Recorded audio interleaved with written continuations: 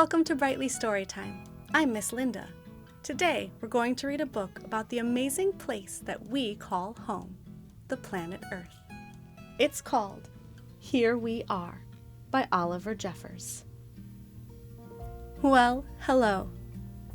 Welcome to this planet. We call it Earth. It is the big globe, floating in space, on which we live.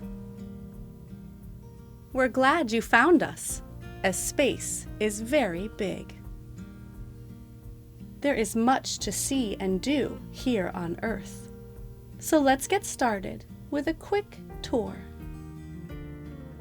The planet is basically made up of two parts: land, rock and dirt, sea, water. Firstly, let's talk about the land. It's what we are standing on right now.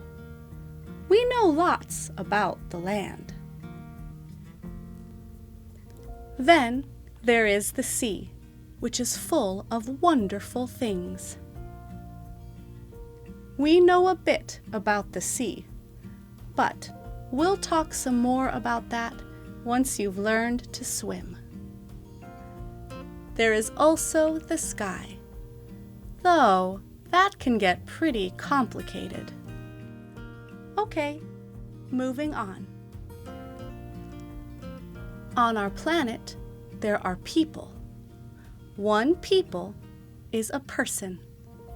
You are a person. You have a body. Look after it, as most bits don't grow back. The most important things for people to remember are to eat, drink, and stay warm. People come in many shapes, sizes, and colors. We may all look different, act different, and sound different. But don't be fooled. We are all people. There are animals, too. They come in even more shapes, sizes, and colors.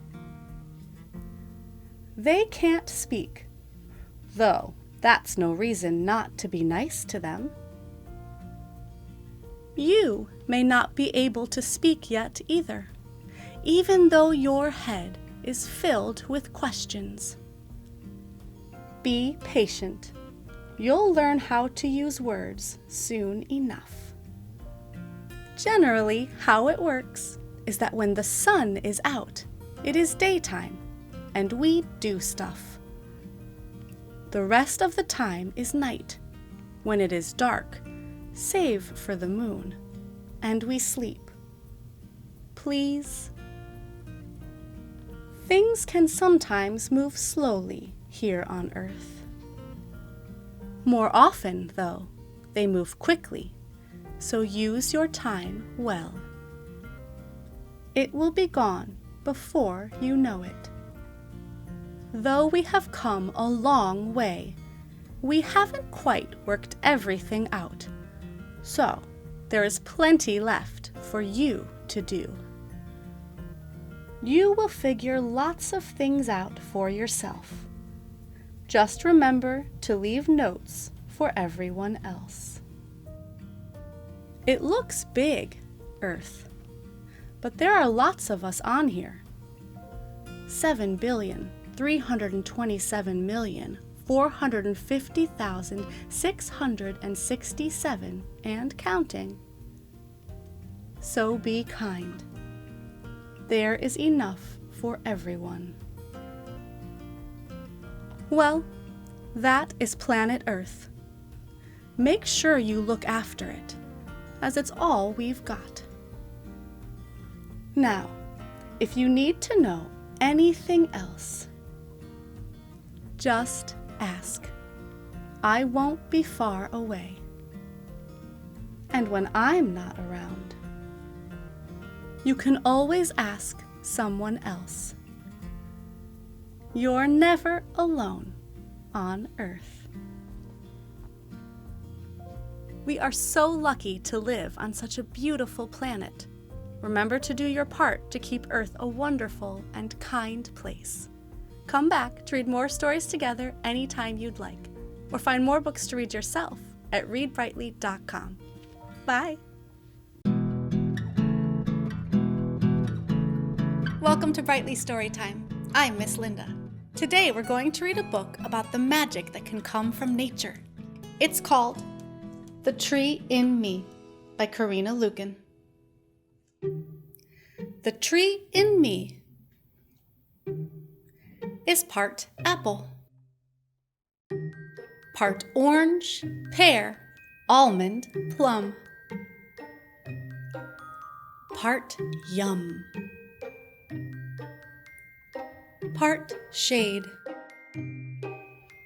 and part sun.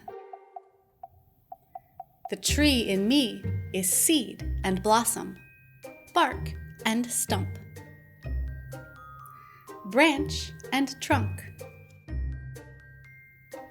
and crown.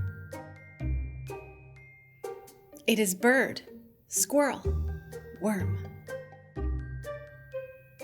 and bee.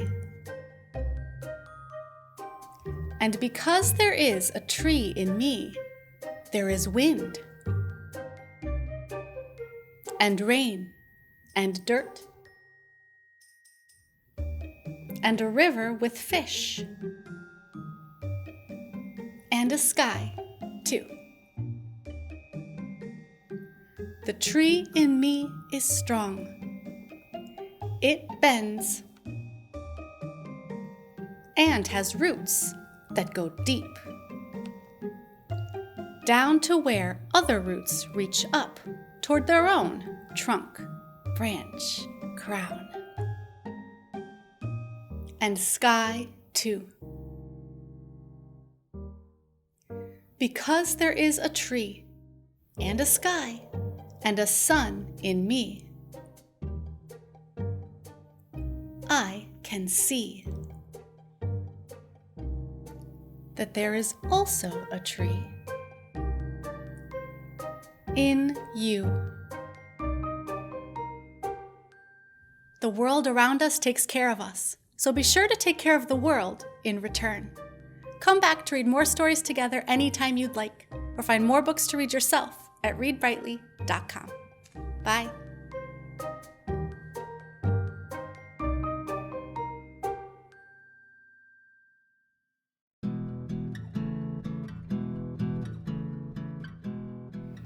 Welcome to Brightly Storytime. I'm Miss Linda, and today we're going to read one of my very favorite books to read at springtime. It's called The Lorax by Dr. Seuss. At the far end of town, where the grickle grass grows, and the wind smells slow and sour when it blows, and no birds ever sing excepting old crows, is the street of the lifted Lorax. And deep in the grickle grass, some people say, if you look deep enough, you can still see today where the Lorax once stood, just as long as it could, before somebody lifted the Lorax away. What was the Lorax, and why was it there? And why was it lifted and taken somewhere, from the far end of town where the grickle grass grows? The old Onceler still lives here. Ask him. He knows. You won't see the Onceler. Don't knock at his door. He stays in his lurkum on top of his store. He lurks in his lurkum, cold under the roof, where he makes his own clothes out of myth-muffered moof. And on special dank midnights in August he peeks out of the shutters, and sometimes he speaks and tells how the Lorax was lifted away. He'll tell you, perhaps, if you're willing to pay. On the end of a rope he lets down a tin pail, and you have to toss in 15 cents and a nail, and the shell of a great, great, great, grandfather snail. Then he pulls up the pail, makes a most careful count, to see if you've paid him the proper amount. Then he hides what you paid him away in his snuv, his secret strange hole in his grovulous glove. Then he grunts, "I will call you by whisper-mophone, for the secrets I tell are for your ears alone." Slop! Down slups the whisper-mophone to your ear, and the old Onceler's whispers are not very clear, since they have to come down through a snurgly hose, and he sounds as if he had smallish bees up his nose. "Now I'll tell you," he says, with his teeth sounding gray, "how the Lorax got lifted and taken away. It all started way back, such a long, long time back. Way back in the days when the grass was still green, and the pond was still wet, and the clouds were still clean, and the song of the swami swans rang out in space. One morning, I came to this glorious place. And I first saw the trees, the truffula trees, the bright-colored tufts of the truffula trees, mile after mile in the fresh morning breeze. And under the trees, I saw brown barbaloots, frisking about in their barbaloot suits, as they played in the shade and ate truffula fruits. From the ripulous pond came the comfortable sound of the humming fish humming while splashing around. But those trees, those truffula trees, all my life I'd been searching for trees such as these. The touch of their tufts was much softer than silk, and they had the sweet smell of fresh butterfly milk. I felt a great leaping of joy in my heart. I knew just what I'd do. I unloaded my cart. In no time at all, I had built a small shop. Then I chopped down a truffula tree with one chop, and with great skillful skill, and with great speedy speed, I took the soft tuft, and I knitted a thneed. The instant I'd finished, I heard a gazump. I looked. I saw something pop out of the stump of the tree I'd chopped down. It was sort of a man. Describe him? That's hard. I don't know if I can.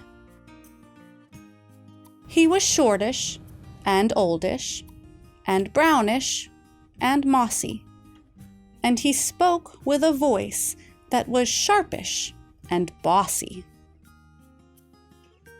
"Mister," he said with a sawdusty sneeze, "I am the Lorax. I speak for the trees. I speak for the trees have no tongues, and I'm asking you, sir, at the top of my lungs."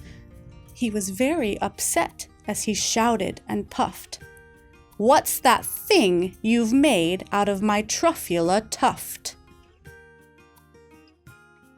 "Look, Lorax," I said, "there's no cause for alarm.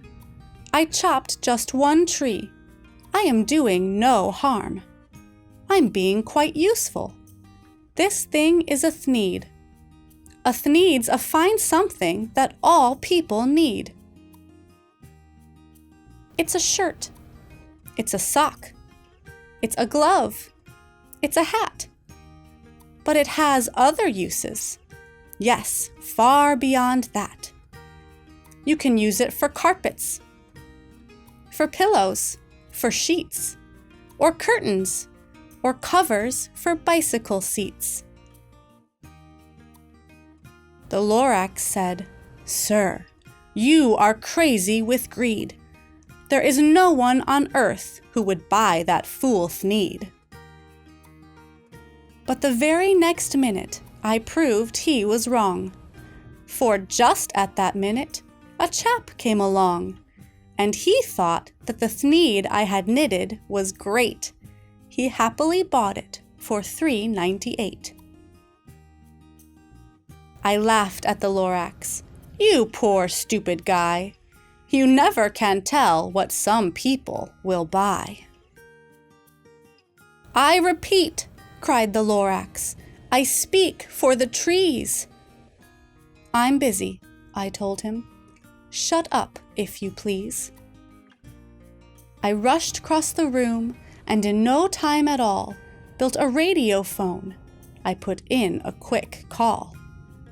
I called all my brothers and uncles and aunts, and I said, "Listen here, here's a wonderful chance for the whole Onceler family to get mighty rich. Get over here fast. Take the road to North Nitch. Turn left at Weehawken, sharp right at South Stitch." And in no time at all, in the factory I built, the whole Onceler family was working full tilt. We were all knitting Thneeds, just as busy as bees, to the sound of the chopping of truffula trees. Then, oh baby, oh, how my business did grow. Now, chopping one tree at a time was too slow. So I quickly invented my super axe hacker, which whacked off 4 truffula trees at one smacker. We were making Thneeds 4 times as fast as before. And that Lorax? He didn't show up anymore. But the next week, he knocked on my new office door.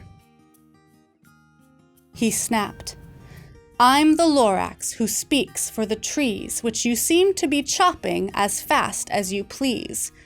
But I'm also in charge of the brown barbaloots who played in the shade in their barbaloot suits and happily lived eating truffula fruits.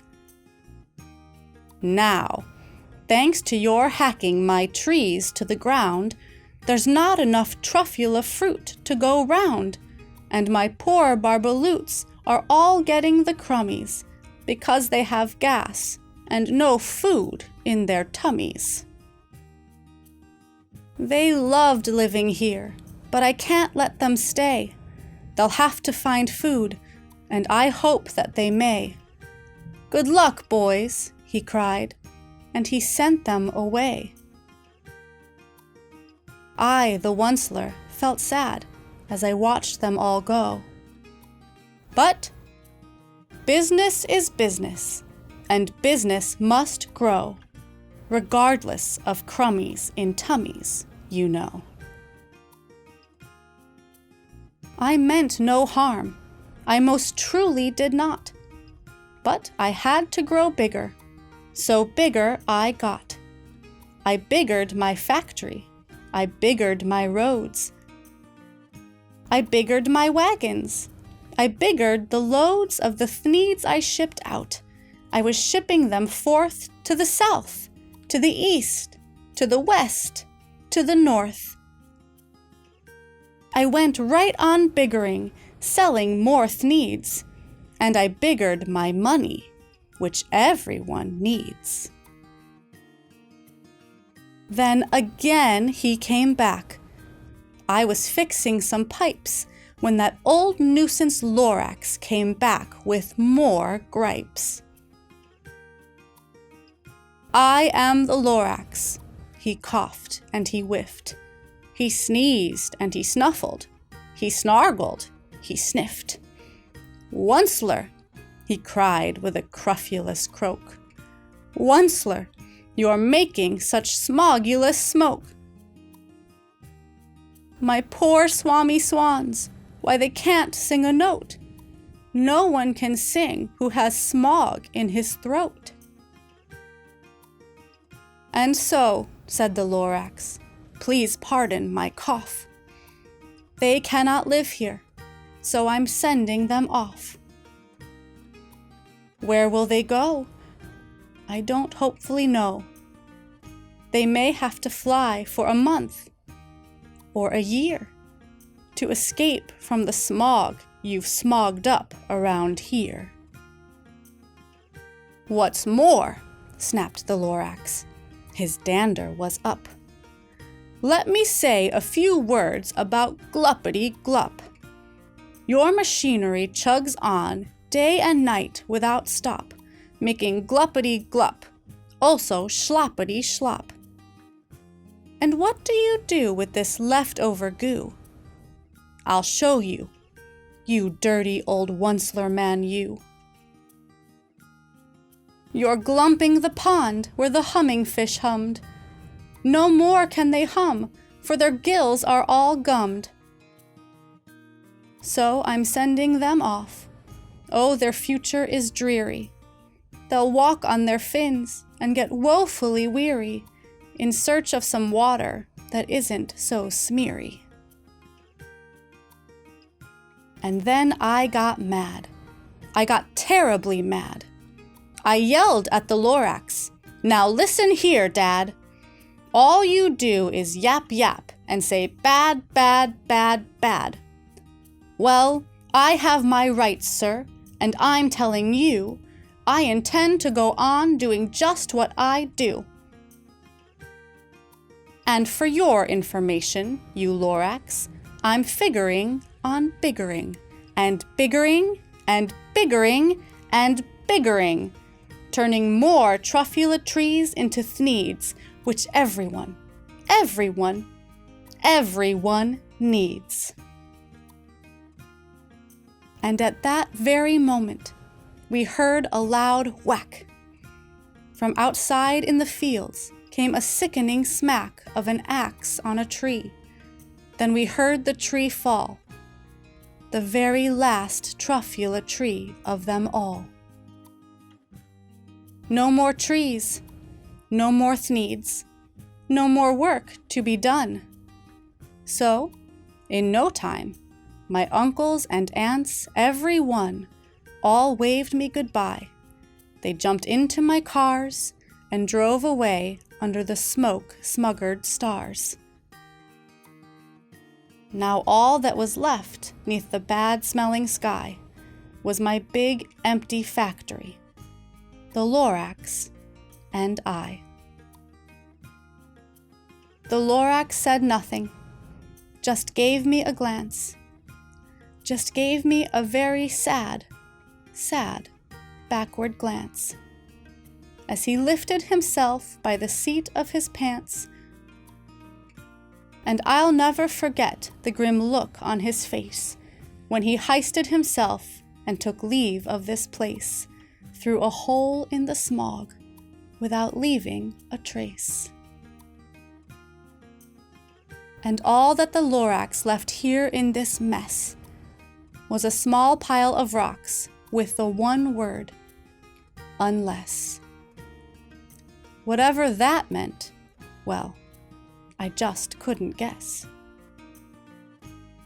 That was long, long ago, but each day since that day, I've sat here and worried away. Through the years, while my buildings have fallen apart, I've worried about it with all of my heart. But now, says the Onceler, now that you're here, the word of the Lorax seems perfectly clear.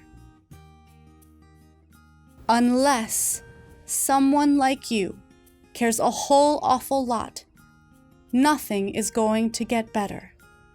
It's not. So, catch, calls the Onceler. He lets something fall. It's a truffula seed. It's the last one of all. You're in charge of the last of the truffula seeds, and truffula trees are what everyone needs. Plant a new truffula. Treat it with care. Give it clean water and feed it fresh air. Grow a forest. Protect it from axes that hack. Then the Lorax and all of his friends may come back. What would you do if you were given a seed? Could you plant it and water it and make sure it got fresh air?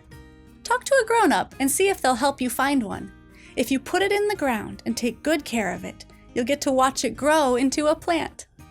Come back to read more stories together anytime you'd like, or find more books to read yourself at readbrightly.com. Bye!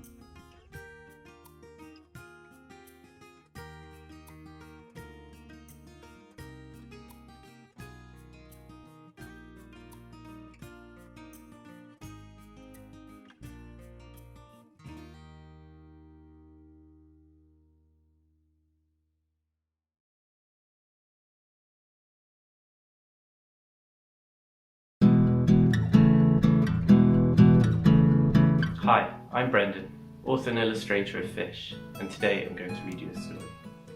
One cold dark morning, Finn and his dog Skip were woken early by their alarm clock. The rest of the world was still fast asleep. Wakey wakey, Finn yawned as he got dressed and packed up his things ready to go fishing. But Skip, with his eyes barely open, stretched and went back to sleep. It was so early that the sky was still dark and the moon and stars were shining brightly. "Come on, sleepyhead, the fish won't catch themselves," Finn whispered quietly to Skip as they crept through the empty streets towards the sea. When they reached the shore, they found their small wooden boat hiding among the giant fishing boats. Finn loaded their lunch and fishing rod into the boat, pushed it out onto the water and hopped aboard. With the open ocean ahead of them, Finn rowed eagerly, while Skip watched the seals play in the wake of the little boat.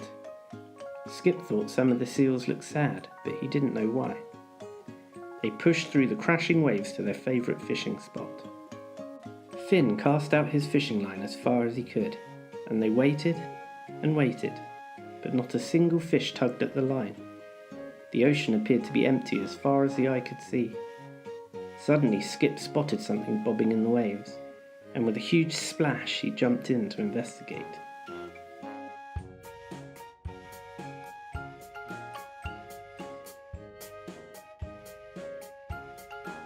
After some time, Skip scrambled back into the boat, holding a ball he had rescued in his mouth. Litter flew everywhere as he shook himself dry. Skip, look at all that rubbish. There are plastic bags and bottles everywhere," Finn cried with disgust. "Where are all the fish?" Finn wondered as he scooped his net through the water. Every time he pulled it out, he was disappointed to find it filled with rubbish. Before long, the small boat was almost sinking under the weight of all the things they had pulled from the sea. "We haven't caught a single fish all day," Finn sobbed. The sun was beginning to sink in the sky, and their tummies were rumbling loudly. "We've got no choice but to row back, old friend," said Finn, patting Skip gently on the head, starting to row slowly back to shore. "Hello," shouted a little girl, as Finn was pushing the boat up the beach. "Can we help you with that?" "We're beach cleaners," the girl explained. "We pick up litter that has been washed ashore by the tide, so that it doesn't get swept back into the sea. We can help you with your pile of rubbish. Where did you find it all?" "We scooped it out of the sea while we were trying to catch a fish for tea," Finn answered. "But we didn't see a single fish all day." "That's no surprise. Rubbish, especially plastic, in the oceans across the world is harming wildlife. Sometimes animals get trapped in it, which can cause them to suffocate. If animals eat the rubbish, it can poison them or fill up their stomachs so they don't have room for proper food. There is loads of plastic in the sea, and it doesn't get cleared up. Plastic litter, and even plastic that has been put in the bin and taken to landfill sites, can easily be carried away by wind or rain. It often ends up in rivers or drains, which can lead to the sea. Once the plastic is in the sea, it doesn't rot away. It stays there forever, breaks down into smaller and smaller pieces of plastic called microplastics. These poison wildlife and can even get into the water that humans drink, and our food too. We need to reduce plastic in the oceans because they are home to a huge variety of wildlife. Big changes start with small steps. There are lots of things we can do to help. We can throw away or recycle our waste correctly to make sure it doesn't litter the environment. We can repair and reuse our old things instead of buying more and throwing it away into landfill. We can use other things in a different way if they can't be mended. We can avoid using single-use, non-recyclable plastics such as carrier bags, drinks cups and water bottles. Instead, we can choose to use things that can be recycled or that break down. We can tell our friends and family to get involved and start making small changes too. It's fun.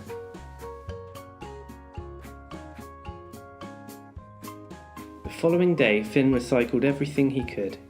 He mended everything that could be fixed, and he found other ways of using what couldn't. And he invited his friends and family to help clean up litter on the beach.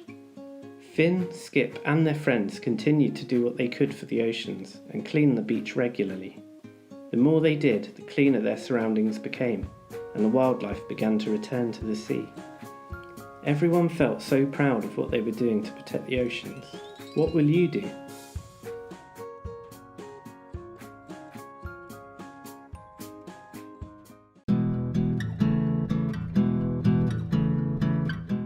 Welcome to Brightly Storytime. I'm Miss Linda. Today, I'm here with my penguin friend. His name is Alan. Say hello, Alan. He's here to help me go on a reading safari. We're going to be looking for our friends across some books from the Eco Baby Where Are You series. First up is Where Are You, Tiger? Where are you, Tiger? Let's explore the rainforest and see if we can find you. Who's that swinging from the vines? Is it Tiger? No, that's orangutan.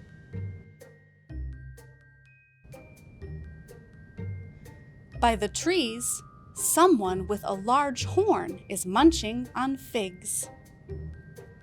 That's not Tiger. It's Mommy Rhino and her baby. Can you hear squawking coming from the treetops? Tigers don't squawk. That's Parrot. Is that Tiger playing by the river? No, it's Elephant, splashing around. Look! Can you see striped orange fur and a long tail? There you are, Tiger. Say hello to your forest friends. We did it! We found Tiger! Alan? Now where did Alan go? Do you see him anywhere? Oh! Did the tiger scare you? Oh, don't worry. He can't get you. All right, let's try something a little less scary for Alan. This time we'll be reading Where Are You, Elephant? Where are you, Elephant? Are you hiding nearby? Let's explore and see if we can find you. Does elephant eat leaves from the tops of trees? No, but giraffe does. He uses his long tongue to pull them off.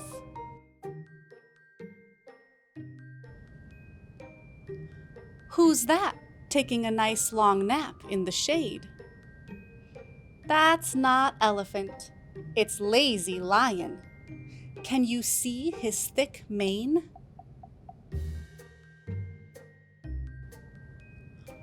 Who's bathing in the muddy swamp? Is that you, elephant?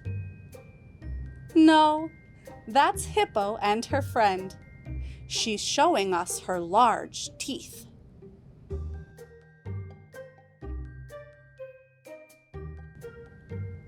Does elephant have a striped black and white coat? No, but snazzy zebra does. She's munching on grass. Yum.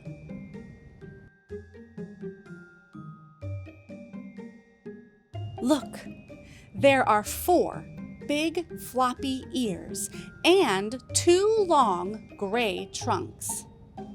There you are, elephant.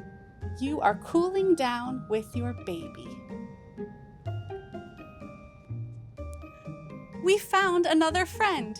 Did you enjoy finding elephant, Alan? Great. Oh, wow, look at the time. We better find your family next, Alan. We can find them in this next book. Where are you, penguin? Where are you, penguin?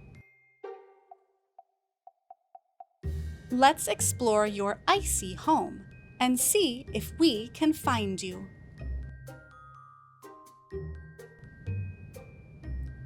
Is Penguin poking his head out from a hole in the ice?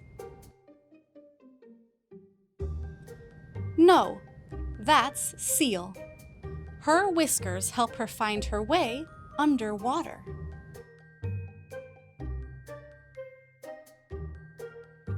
Is Penguin flying over the ocean, looking for something to eat? No, penguins can't fly. It's Albatross. She uses her beak to catch fish. Is Penguin diving under the ocean waves?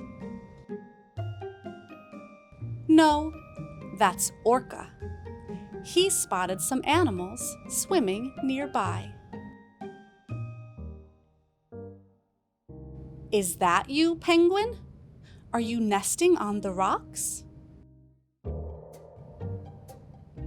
No, that's Snow Petrel. She's resting with her fluffy baby. Look, can you see a black and white bird? Hooray! It's Penguin.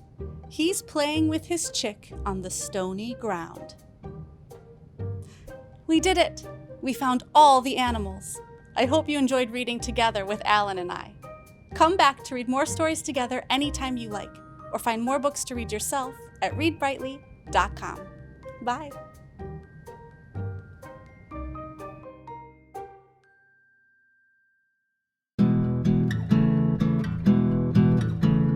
Welcome to Brightly Storytime. I'm Miss Linda. Today we're going to read 3 books from the Pop-Up Peekaboo series. What fun creatures do you think we will discover? This first one is called Pop-Up Peekaboo, Baby Animals. Matty Monkey and his baby are playing hide and seek. Is Baby Monkey in the tree? Lift the flap and take a peek. Let's lift the flap. Peekaboo! There's Baby Monkey. She's swinging in the tree. Elsa Elephant and her baby love to take a morning swim. But where is Baby Elephant? Lift the flap, you'll soon find him. Is Baby Elephant behind the rocks? Peekaboo! There's Baby Elephant. He's splish-splashing in the lake. Sadie Sloth can't find her baby. She calls out, "Please help me." The parrots say, "Don't worry, Baby Sloth is in this tree." Let's lift the flap to find Baby Sloth. Peekaboo! There's Baby Sloth. Hairy Hippo and his baby love to play and roll around. Where is Baby Hippo hiding? Can you hear a squelching sound? Let's look behind the flowers. Peekaboo! There's baby hippo. He's rolling in the mud. Now it's time for one last game of hide and seek and peekaboo. Where have all the babies gone? Lift the flap and shout, "Found you!" Let's lift the flap. Peekaboo! Found you! What an amazing bunch of animals! Which one was your favorite? Next, we're going to be journeying into the ocean in Pop-Up, Peekaboo, Under the Sea. Striped Fish and her friends are playing hide and seek. Who's behind the shipwreck? Let's take a peek. Let's lift the flap and see. Peekaboo! It's Diving Dolphin. Striped Fish looks for her next friend. Could he be hiding here? Watch out for his pincer claws. I think he's very near. Who's hiding in the shell? Peekaboo! It's Hermit Crab. Striped Fish swims farther along and finds a treasure chest. She swims closer to look inside. Who's hiding? Have you guessed? Let's look inside the treasure chest. Peekaboo! It's Ollie Octopus. Now Striped Fish is swimming through big and bumpy waves. Will she find another friend in these rocky ocean caves? Who's hiding here? Peekaboo! It's Spotted Seahorse. One last game of hide and seek. It's Striped Fish's turn to play. Her friends look in the coral reef. "Come out, Striped Fish," they say. Is Striped Fish hiding in the coral reef? Peekaboo! Hooray! It's Striped Fish. Have you ever been to an aquarium? Did you recognize any of the animals in this book? Maybe you can keep an eye out for them next time you go. Our next and final book is all about the life of a special insect I bet you're familiar with. The title is Pop-Up, Peekaboo, Butterfly. Look at all the butterflies flying around for hours. What can they be doing in among the flowers? Let's lift the flap and find out. Peekaboo! They are laying lots of tiny eggs. What a lot of eggs there are down in the flower patch. Look closer now. Can you see? The eggs are going to hatch. What's inside the eggs? Peekaboo! Baby caterpillars are hatching from the eggs. The baby caterpillars are hungry as can be. They chomp and chew for days. They're growing now. Let's see. How have the caterpillars changed? Peekaboo! They've grown much bigger. This one is huge. Each wriggly caterpillar finds a resting place. Then it hangs upside down and forms a cozy case. Let's see how they get snugly. Peekaboo! They wrap up in cases like this one. It's called a chrysalis. Now let's watch the chrysalis start to creak and shake. It shudders and it quivers as the case begins to break. What's inside the chrysalis? Peekaboo! It's a butterfly. When it is ready, the butterfly will lay eggs of its own. I learned so much from these books. Which one was your favorite? Be sure to check out the whole pop-up Peekaboo series to learn more about tons more topics.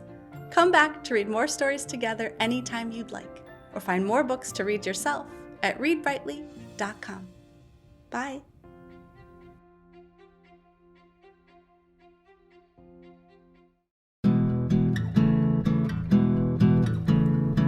Welcome to Brightly Storytime. I'm Miss Linda. Do you see a lot of birds around your home? Today we're going to read 2 books all about birds you might see out and about. And then we're going to have a special visit from the author to give some fun tips about bird watching. The first book is called Birding for Babies, a numbers book by Chloe Goodhart, illustrated by Gareth Lucas. In your own backyard, there are plenty of birds to see. Grab your binoculars and spy one black-capped chickadee. Black-capped chickadees are named after their chickadee-dee call, which they use to communicate. There are 2 red-bellied woodpeckers, busy drumming tap, tap, tap, making a hole for a home with their sharp beaks and red caps. A red-bellied woodpecker can stick out its tongue nearly 2 inches past its beak. Do you see those black birds, you smart little birder? 3 American crows. That's almost a murder. A flock of crows is called a murder. In winter, large numbers of American crows often gather to sleep in a shared space called a roost. Here's 4 blue jays with their bright blue jackets. Follow the noise to find them. They make such a racket. Blue jays often mimic the calls of hawks to warn fellow blue jays or to trick other birds. See those familiar faces, cheerful crests, and orange bills? Those are 5 northern cardinals foraging their fill. The northern cardinal is the official state bird of 7 different states: Illinois, Indiana, Kentucky, North Carolina, Ohio, Virginia, and West Virginia. Who is clinging to the tree trunks with white cheeks and a belly that matches? Count them as they creep on down. 6 white-breasted nuthatches. White-breasted nuthatches often start at the top of a tree and inch down head first, looking for food, such as caterpillars and spiders. There's a small flock of birds eating seeds from the feeder. 7 tufted titmice, whistling Peter, Peter, Peter. In fall and winter, tufted titmice store food they get from bird feeders by carrying it seed by seed to a hiding place for later. Do you see 8 northern mockingbirds looking for some grub? They flash their white wing patches as they dart from shrub to shrub. Northern mockingbirds sing day and night, often mimicking other birds and even imitating sounds such as car alarms. See 9 American robins with their bright red chests. Some are eating worms, while some are building nests. Robins don't eat the same kind of food all day long. They eat worms and bugs in the morning and berries and fruit in the afternoon. 10 American goldfinches are perched among the thistles. Pretty-tee-tee, listen to them whistle. American goldfinches shed their feathers in late summer and again in late winter. When males return to their bright yellow color, it is a sign that spring is here. Which bird in the book is your favorite? I'm always a big fan of cardinals. They're so colorful. The next book in the series is called Birding for Babies, Migrating Birds. This one is filled with colorful birds. The seasons are changing, just like the leaves on the trees. Lots of birds are in flight. Which ones do you see? Many birds migrate, which means they fly to new places when the seasons change. Who's that bird at the feeder? This one's a cinch. Short little whistle. That's a purple finch. Birders can use a finch's call to tell what species it is. A purple finch calls peek or teck, and a house finch sounds more like a chirp. There's a bird in the weeds. Do you see it bug hunting? Such beautiful blue feathers. That's an indigo bunting. Indigo buntings like weedy fields and brushy areas. Did you see that quick flash? A bright, shiny green? That's a ruby-throated hummingbird, the fastest wings ever to be seen. A hummingbird's wings move so fast, they make a soft buzz. Look, up in the tree. What can you find? There's a yellow-rumped warbler with a yellow behind. You can attract yellow-rumped warblers with sunflower seeds, raisins, and peanut butter.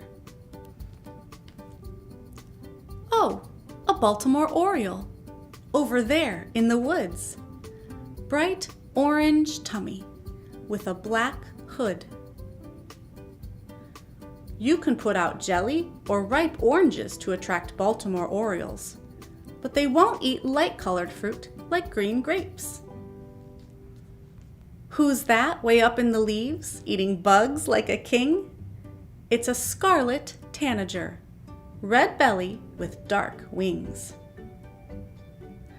Scarlet tanagers eat bugs in the summer, but they also eat fruit during migration.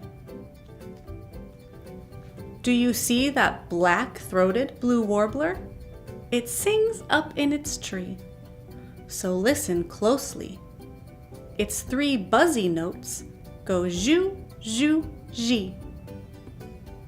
Black-throated blue warblers snap up insects from the bottoms of leaves.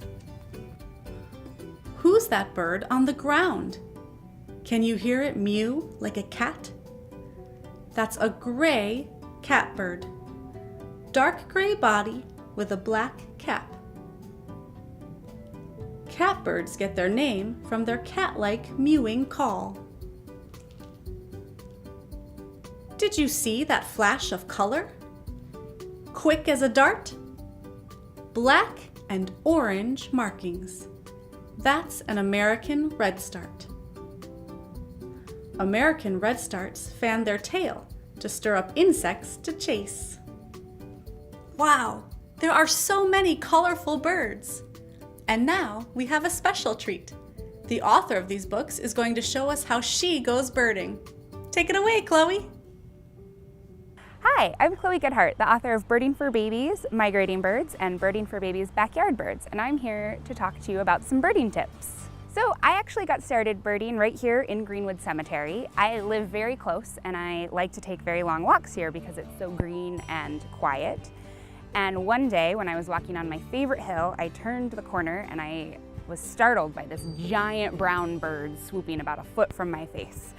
And I'm pretty sure it was a red-tailed hawk or maybe even an owl, but it was what we call a spark bird, the bird that got me interested in learning more about the birds that live here and what else I might be able to see throughout the year.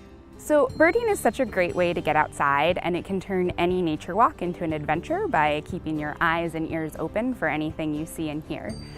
I think it's a great way to get more involved and understand the environment around you and to help get interested in protecting birds and their habitats.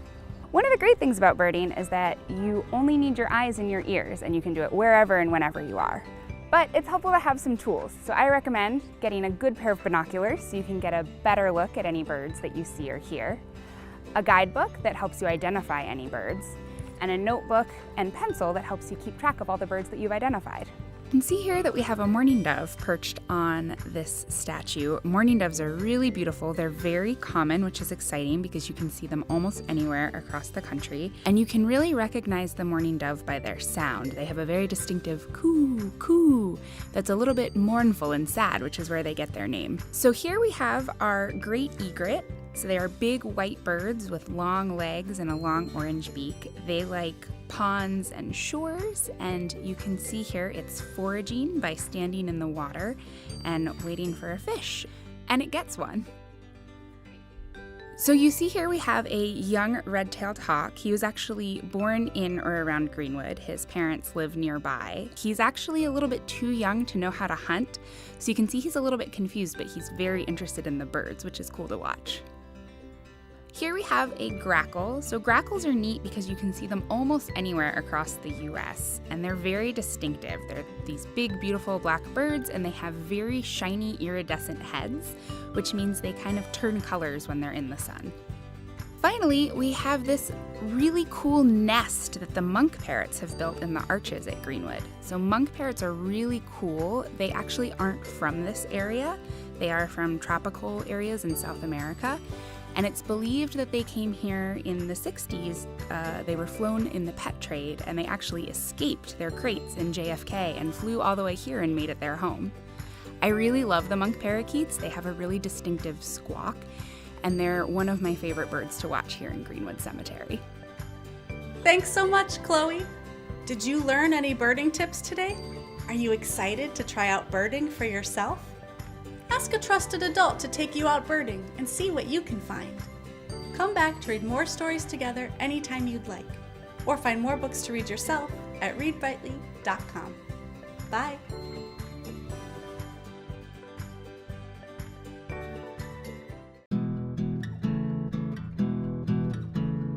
Hi friends, my name is Holly Haddam, and I'm a children's book author and illustrator. I also illustrated the book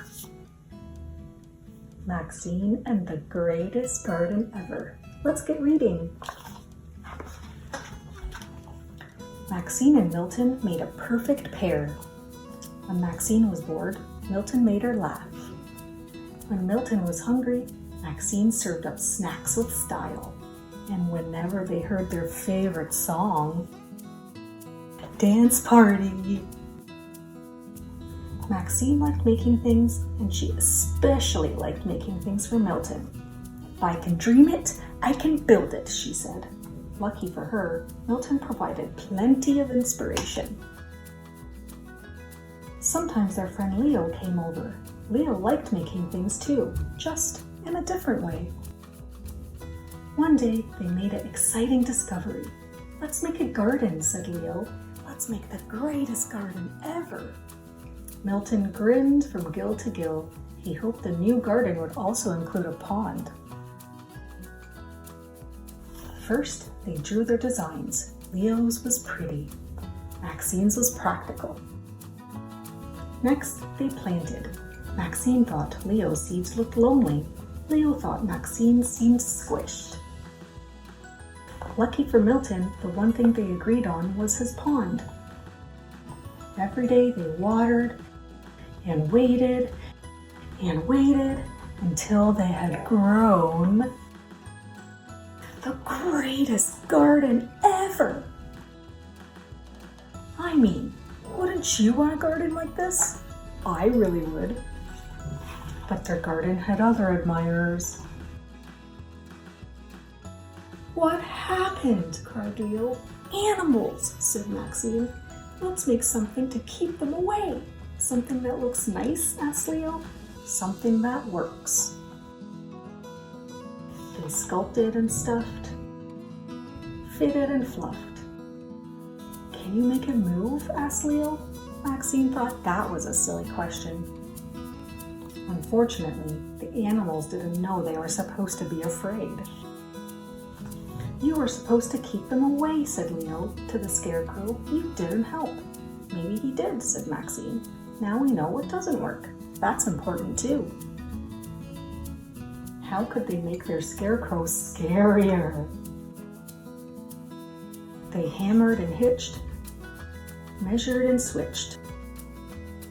Then while Leo sewed, Maxine wrote some code. They made a critter creeping, laser tripping, disco ball blinking, tuba tooting, super spectacular scarecrow. Sorry animals, the salad bar is closed. This time it worked a little too well. Your circuits made the tuba too tooty, said Leo. Your disco ball made the lights too blinky, said Maxine. It's all your fault. And that was the end of that. The next day, Maxine couldn't stop thinking about the garden. All that hard work, and now everything was a big mess. She had to make things better, and she wanted to start with Leo, because it takes a long time to grow a garden, but even a longer time to grow a friend. You're right, she said. A tuba was too tooty. I messed up too, Leo replied. My bright idea was too bright. They nibbled on the last of the lettuce and thought about how to fix the garden. Meanwhile, Milton made his feed me face. Hungry? We can share. The animals! That's why they keep coming back, said Maxine. Milton, you're the smartest fish ever! With a better design, they wouldn't need a scarecrow. If I make this work, can you make it look nice? Leo thought that was a silly question. First, they unstuffed the scarecrow. Then they repaired, replanted, and redecorated. Finally, Leo adjusted the audio. Finished! Almost, said Maxine. We need one more thing. Friends! Look how much fun everyone's having together. Thank you for joining me, friends. Until next time.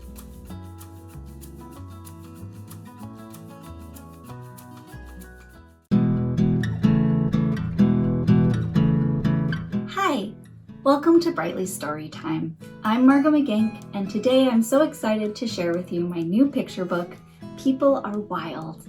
It explores wild creatures of all shapes and sizes from all over the world, and inspires compassion for all living things. I wrote this book because I love animals, and whenever I encounter them in the wild, I always wonder, what are they thinking of me? Let's find out, shall we? People Are Wild by Margot McGink. Mama, what is that? That's a person. Don't get too close. Why not? Because people are wild. Honk, honk, honk. Marco Polo. So loud. So messy. So smelly. So nosy. Such strange creatures. But Mama, people are also just like us. They're funny and cuddly and cute. Each one unique and such fun to watch. Oh, Mama, can we keep her?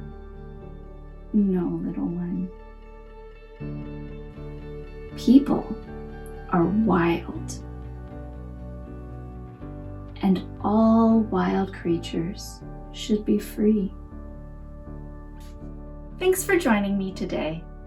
I hope you think of People Are Wild next time you're out in the wild and encounter an animal, maybe even in your own backyard.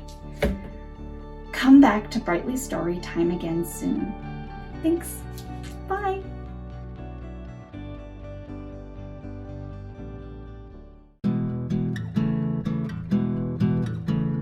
Hi everybody, I'm Heidi.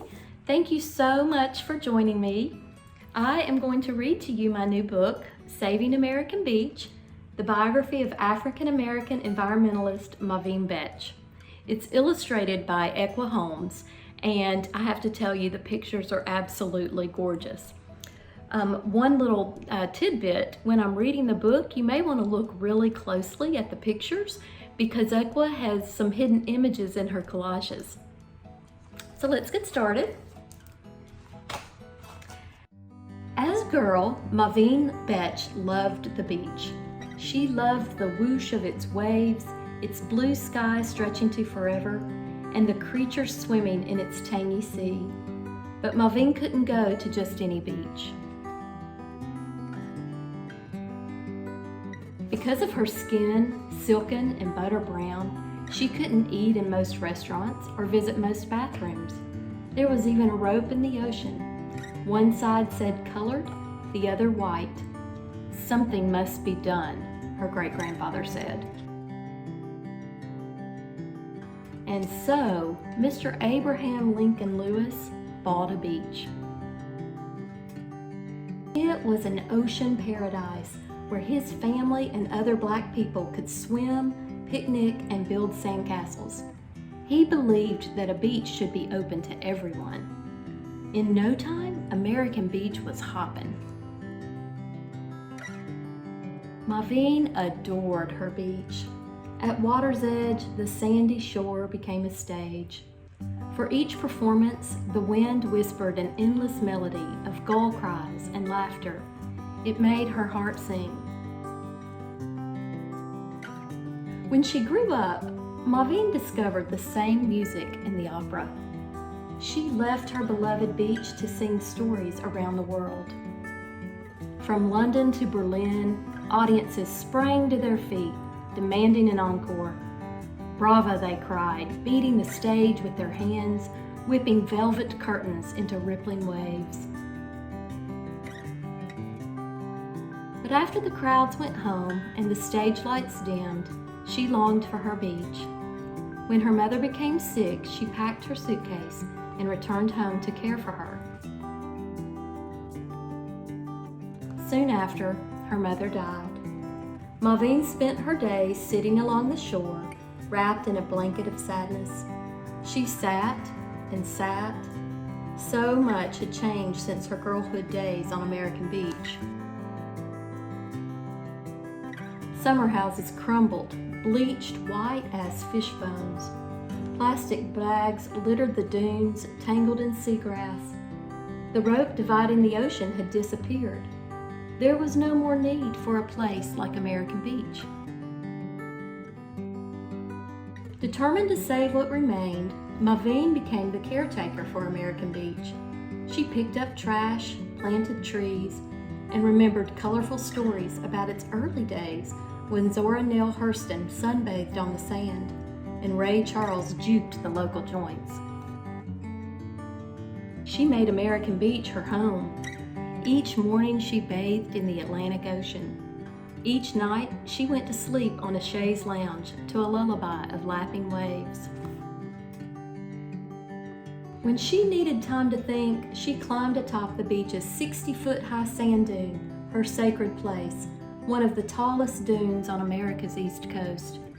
Strong and soft, she named it Nana, a Ghanaian word for grandmother. Before long, builders eyed American Beach as a perfect place for condos. The staccato of jackhammers replaced the whoosh of waves. Trilling backhoes silenced the wind's endless melody. Maveen was brokenhearted. Nana cried out to her in her dreams, "Something must be done." She drew a line in the sand. Maveen was saving more than a beach. She pinned protest buttons to her clothes, wore seashell necklaces, and in a burst of creative protest, she grew her hair. 7 feet long and knotted together, a thick rope of silver gray. She draped it over her arm or carried it around in a suitcase. Some days her hair reminded her of an elephant's trunk.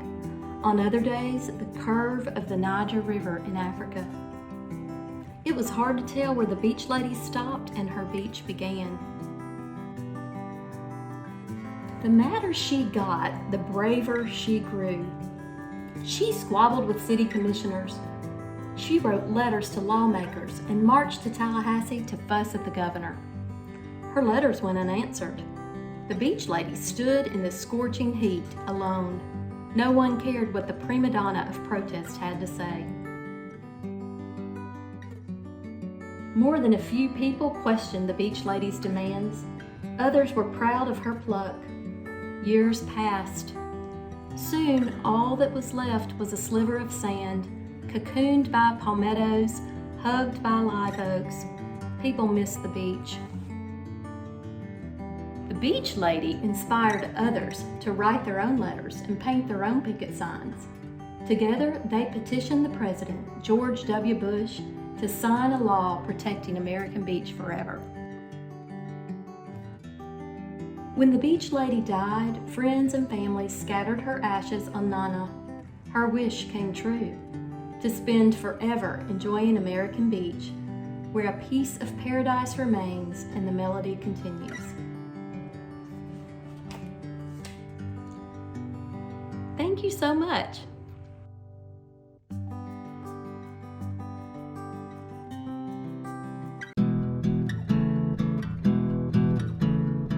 Welcome to Brightly Storytime. I'm Miss Linda. Today we're going to read a book about a lady who strives to make the world more beautiful. It's called Miss Rumphius by Barbara Cooney. The lupine lady lives in a small house overlooking the sea.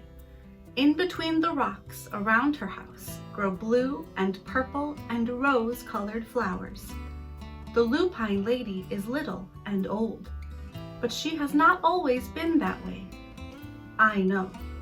She is my great aunt, and she told me so.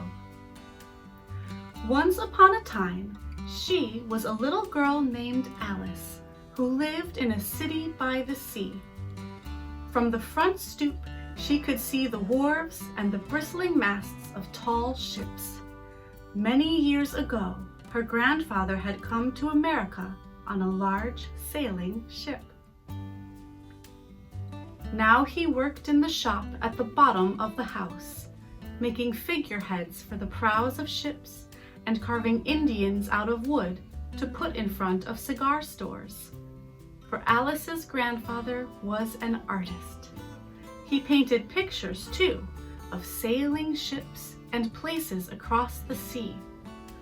When he was very busy, Alice helped him put in the skies. In the evening, Alice sat on her grandfather's knee and listened to his stories of faraway places. When he had finished, Alice would say, "When I grow up, I too will go to faraway places, and when I grow old, I too will live beside the sea." "That is all very well, little Alice," said her grandfather. "But there is a third thing you must do." "What is that?" asked Alice. "You must do something to make the world more beautiful," said her grandfather. "All right," said Alice, but she did not know what that could be. In the meantime, Alice got up and washed her face and ate porridge for breakfast. She went to school and came home and did her homework, and pretty soon she was grown up. Then my great-aunt Alice set out to do the 3 things she had told her grandfather she was going to do. She left home and went to live in another city far from the sea and the salt air. There she worked in a library, dusting books and keeping them from getting mixed up, and helping people find the ones they wanted. Some of the books told her about faraway places. People called her Miss Rumphius now. Sometimes she went to the conservatory in the middle of the park. When she stepped inside on a wintry day, the warm, moist air wrapped itself around her, and the sweet smell of jasmine filled her nose. "This is almost like a tropical isle," said Miss Rumphius, "but not quite." So Miss Rumphius went to a real tropical island, where people kept cockatoos and monkeys as pets. She walked on long beaches, picking up beautiful shells. One day she met the Bapa Raja, king of a fishing village. "You must be tired," he said. "Come into my house and rest." So Miss Rumphius went in and met the Bapa Raja's wife. The Bapa Raja himself fetched a green coconut and cut a slice off the top so that Miss Rumphius could drink the coconut water inside. Before she left, the Bapa Raja gave her a beautiful mother-of-pearl shell on which he had painted a bird of paradise and the words, "You will always remain in my heart." "You will always remain in mine too," said Miss Rumphius. My great-aunt, Miss Alice Rumphius, climbed tall mountains where the snow never melted. She went through jungles and across deserts. She saw lions playing and kangaroos jumping. And everywhere she made friends she would never forget. Finally, she came to the land of the lotus eaters, and there, getting off a camel, she hurt her back. "What a foolish thing to do," said Miss Rumphius. "Well, I have certainly seen faraway places. Maybe it is time to find my place by the sea." And it was, and she did. From the porch of her new house, Miss Rumphius watched the sun come up. She watched it cross the heavens and sparkle on the water, and she saw it set in glory in the evening. She started a little garden among the rocks that surrounded her house, and she planted a few flower seeds in the stony ground. Miss Rumphius was almost perfectly happy. "But there is still one more thing I have to do," she said. "I have to do something to make the world more beautiful." "But what? The world is already pretty nice," she thought, looking out over the ocean. The next spring, Miss Rumphius was not very well. Her back was bothering her again, and she had to stay in bed most of the time. The flowers she had planted the summer before had come up and bloomed in spite of the stony ground. She could see them from her bedroom window, blue and purple and rose-colored. "Lupines," said Miss Rumphius with satisfaction. "I have always loved lupines the best. I wish I could plant more seeds this summer so that I could have still more flowers next year." But she was not able to. After a hard winter, spring came. Miss Rumphius was feeling much better. Now she could take walks again. One afternoon she started to go up and over the hill where she had not been in a long time.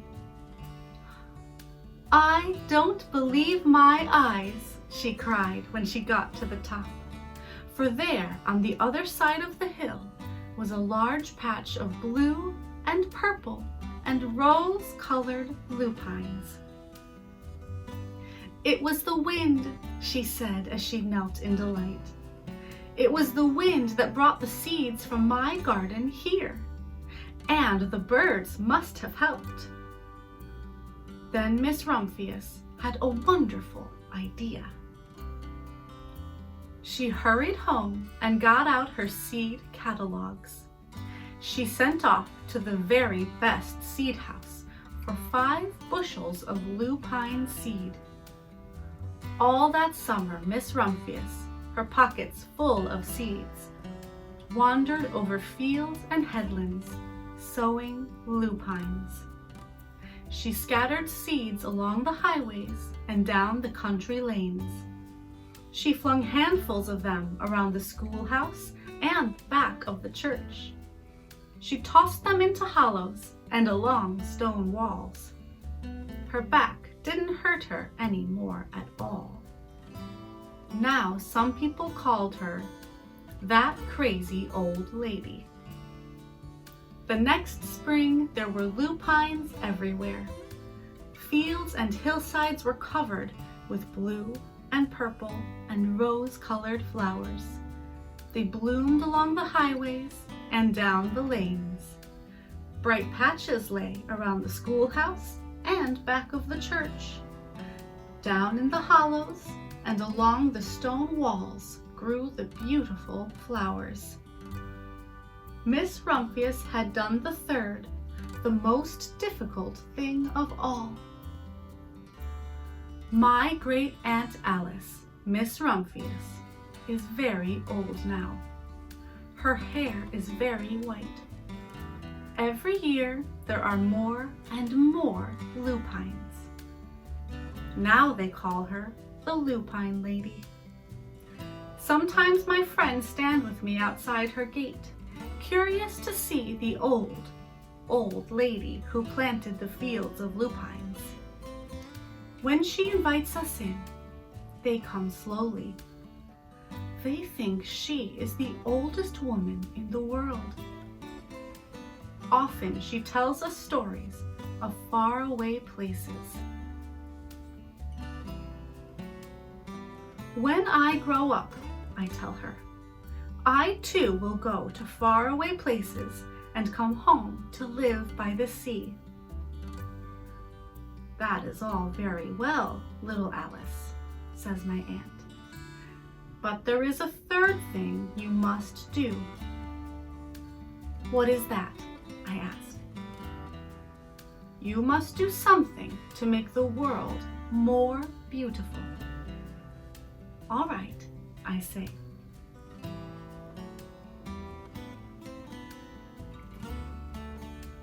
But I do not know yet what that can be.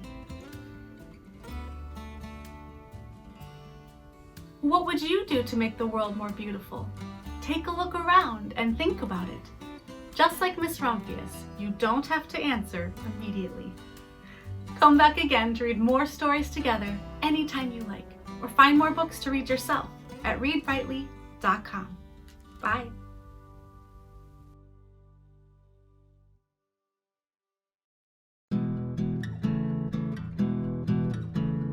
Ready to learn about flowers and science? Woo, woo, woo, I know I am. So let's start. What's inside a flower? Flowers live everywhere.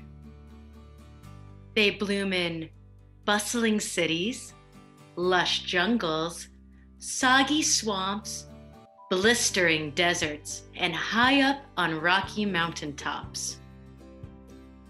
Flowers are found growing on trees, in orchards, on the vines of fruits, in grassy fields, and in fancy gardens. Let's see what this little bee has to say. Vegetables with seeds are scientifically considered fruit. Flowers come in many colors, shapes, and sizes. But how does a flower grow? Why do flowers bloom on plants? What's inside a flower? Science will help us answer those questions. A flower starts as a seed underground.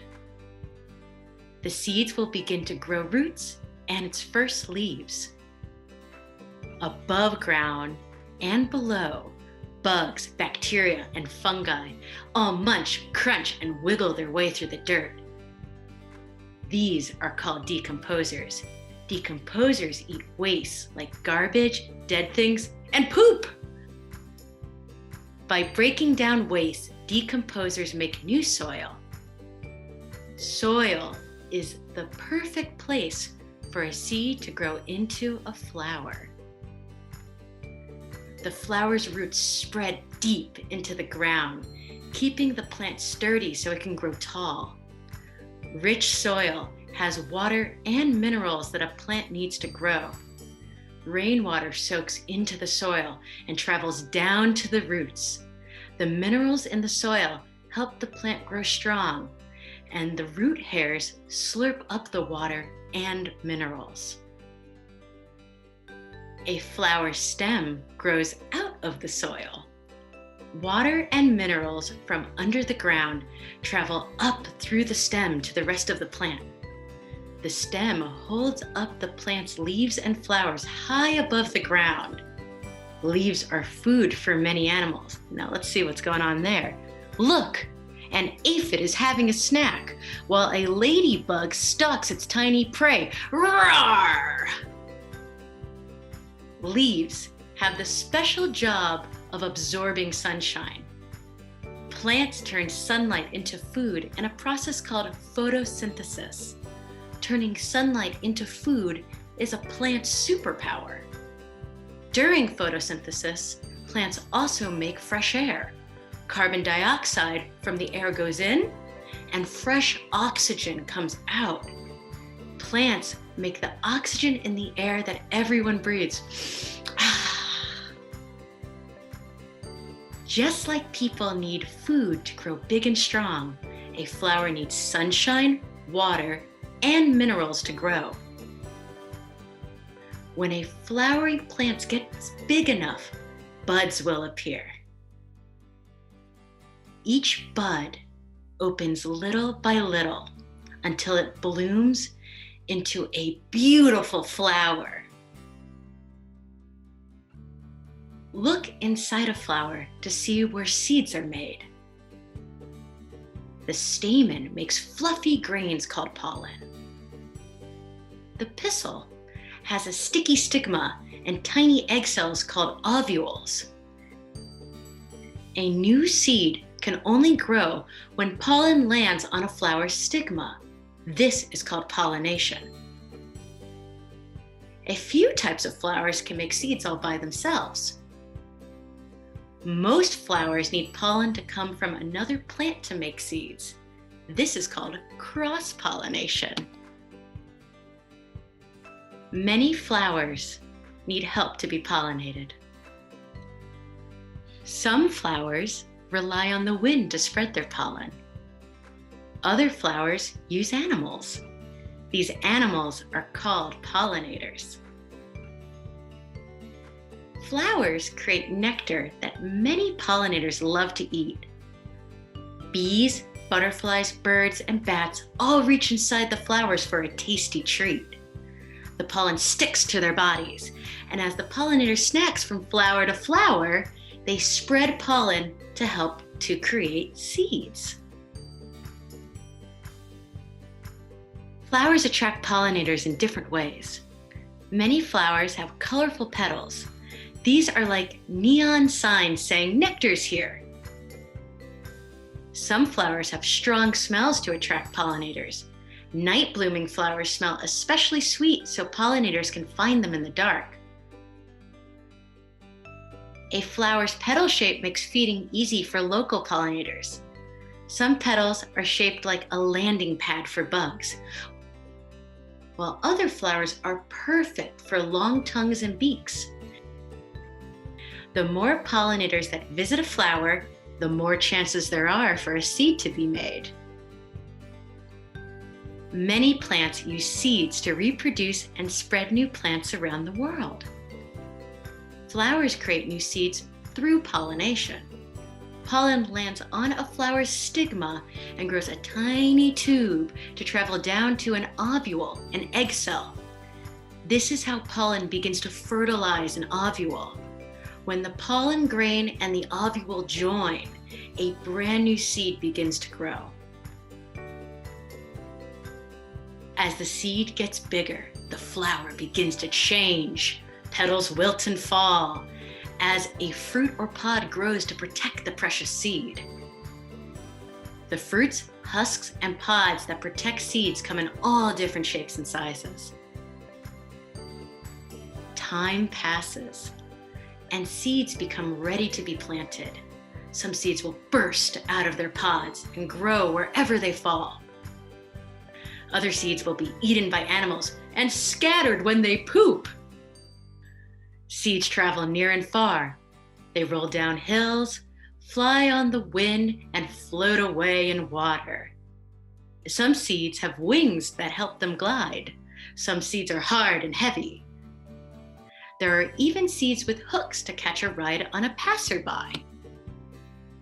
Once a seed finds a spot in the soil, a new plant will grow and a new flower will bloom. We have learned how each part of a flower does an important job. Seeds are made inside the flower. The petals help attract pollinators. The leaves absorb sunlight to make food. The stem holds the plant up tall, and the roots slurp up the water and the minerals in the soil. We also learn that flowers do important things for everyone. A flower's seeds help spread new plants all over the world. Plants make fresh air. Flowers grow into food for people and animals. Plants do countless other things: shade, beauty, animal habitats. What will you plant in your garden? What will you grow? Yummy tomatoes? Sweet-smelling lavender? A giant sunflower? Whatever you plant in your garden will be lovely, because you know what's inside a flower and you understand the science that makes flowers special. Happy flowers mean a happy earth for you and me. Thank you.